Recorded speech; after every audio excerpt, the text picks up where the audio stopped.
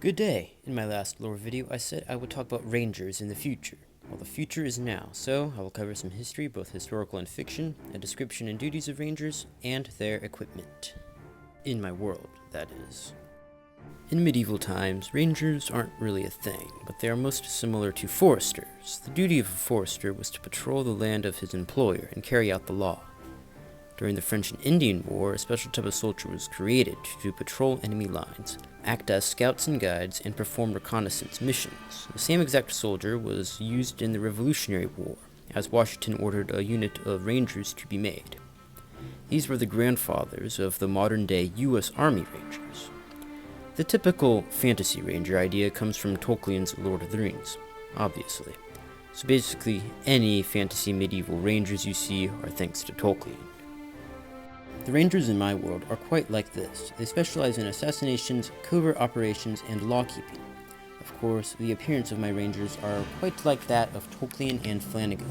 Hoods and cloaks, bows and arrows. The Rangers of Alremina were put into existence during the War of Liberation. As the peoples of Alremina fought back the evil forces, they found that they needed a special unit to make reconnaissance missions, assassinate enemy leaders, and patrol Allied territory. Thus, the Rangers were born. The first Rangers were woodsmen skilled in archery and tracking. They did the job well and were very efficient. When Alremina wasn't fighting wars, Rangers acted as lawkeepers, making sure no poaching was done on royal grounds. An example of this is when Gideon in Brotherly Duel was caught poaching. See that head pop up? That was a ranger. To become a ranger, one must be physically fit, agile, quick on their feet, decisive, strong-willed, moral, and reliable. With that said, if a man would like to become a ranger, he would go to the nearest military outpost and sign up. With that, they would go through vigorous training and come out as a Primus Ranger.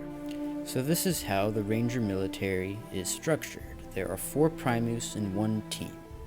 You can see there are multiple teams, and they are led by the Secundo. There are 2 teams in one squad. A squad is led by the Tertius. There are 2 squads in a brigade, and they are led by the Quator. There are 2 brigades in a battalion, which is led by the Quintus, who works with the Lord of the Fife. Each fief has a battalion of rangers, around 100. There are in total 7 fiefs, so around 700 rangers in the total of Alremina. The Sectus leads the entire ranger military, and he works directly with the king. During peace times, a battalion usually stays in their home fief, although they can be maneuvered around during times of war. Now, moving on to rangers' standard equipment. Here is Sir Boygon Longtreader the Third. Right now, he is just wearing his undergarments. The season and the conditions decides what the best outfit is. The main ones are warm weather, cold weather, winter weather, and nighttime operations. There are also outfits for specific terrain, like prairie, desert, and forest. Longtreader will pick out the winter outfit. Probably one of the most iconic things about rangers is the bow and arrow. They have a longbow and a recurve bow depending on the situation. Next up are the blades. Standard issue is a broadsword, a short thrusting sword, and some rangers like to carry around a hand-me-down heirloom hunting knife. As you can see, Sir Longtreader is holding his. Rangers also tend to carry hiking sticks, hand axes, and spears. They have flint and steel to start a fire, and a candle when minimum light is required. Some miscellaneous things include coins and a water skin. You have to stay hydrated. For food, Longtreader has a carrot, apple, bread, salted pork, oats, corn, and taters. Rangers also carry the rare plant Vitalis.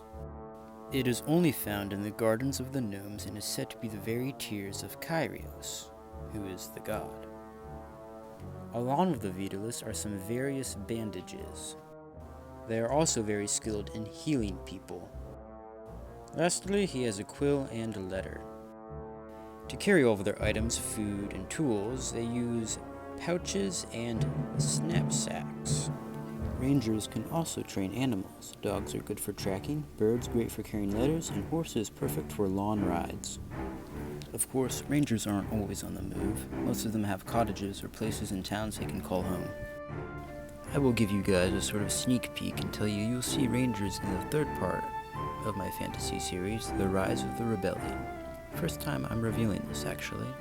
Stick around to Fighting for Freedom coming out in January. Have a great day and God bless you.